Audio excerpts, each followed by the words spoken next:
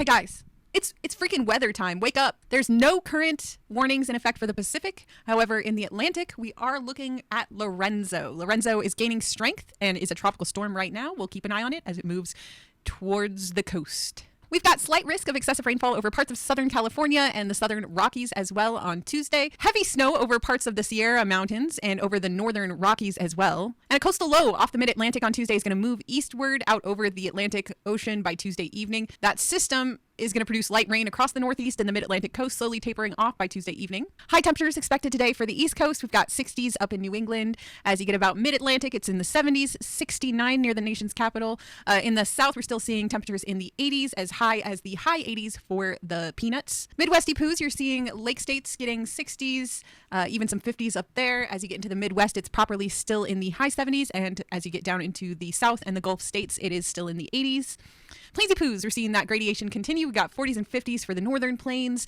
And as you get into the south, we're still in the 80s and 90s. Mountain states cooling off quite a bit, especially in Idaho and Montana and Wyoming. But as you get into the Utah, Colorado, New Mexico, and Arizona, you're seeing a little bit warmer. It is really altitude dependent, though, and you might still get some rain in those areas, but it is 83 still down by the border. Pacific states, we're seeing low 60s, high 50s for the Puget Sound, 66 in Oregon, 70s to 60s for most of California as you guys get your rain. McMurdo Station on the Ross Sea in Antarctica is sitting at 9 degrees Fahrenheit right now, with winds coming in from the south at 36 with gusts up to 44, giving you a real feel of negative 24 degrees Fahrenheit, and it is cloudy. Friends up in Alaska can expect their active pattern to continue, bringing high winds across the Aleutians and into western mainland Alaska. That's going to continue through this weekend and early into next week. High temperatures today for Alaska expected 30s up on the Arctic Circle, a lot of higher 30s up to the mid 40s for most of the Bering Sea and the interior, 48 to 49 near for the Aleutians, 52 to 48 near Anchorage, and 47 for the Panhandle. Friends in Hawaii do have some high surf advisories for some of the islands,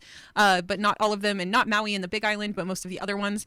An upper level low is north of the state, continuing to move southward, causing that. It's going to weaken some as the week continues, though, and slowly move west.